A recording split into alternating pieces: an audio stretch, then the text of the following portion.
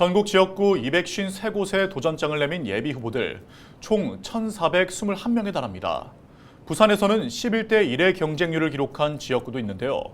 거대 정당일수록 당내 후보 경쟁이 더욱 치열한데 헬로티비 부산뉴스에서는 총선 변수, 주요 이슈 등을 분석해 유권자들의 선택을 도와주는 총선 털기 코너를 마련했습니다.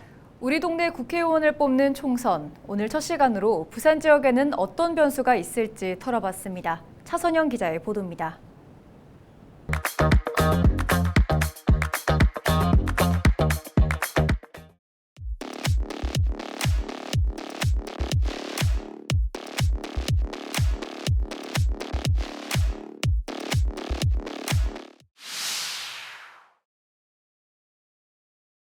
선거구 획정, 부산 같은 경우는 선거구 획정이 어떻게 일어나느냐, 이거 굉장히 중요한 부분들이 있는 거고, 그다음에 앞으로 선거제도가 어떻게 확정되느냐. 지금 민주당이 준연동형의 비례대표 연합을 만드는 방식으로 거의 확정이 됐는데, 문제는 이렇게 했을 때 이제 비례위성정당을 어떤 방식으로 양당이 만들 거냐, 이게 저는 굉장히 큰 문제일 가능성이 매우 높다. 그 과정에서 일어나는 여러 가지 볼상사나운 그런 어떤 정치적 경쟁, 이런 것들 속에서 유권자의 표심, 특히 중도무당층의 표심이 어디로 향할 건가, 이런 것들이 저는 선거 결과에 굉장히 큰 영향을 미칠 가능성이 높고, 통상 정책이라든지 뭐 지역 현안 이런 것들이 선거 결과에 영향을 미쳐야 되겠지만, 저는 그런 것들은 생각보다는 파괴력이 많지 않다. 그럼에도 불구하고 부산 같은 경우에는 지금 나오고 있는 산업은행 이전, 이런 이슈들은 굉장히 큰 파괴력이 있을 가능성이 있어서 이걸 놓고 민주당과 국민의힘이 경쟁하게 될 가능성이 매우 높다.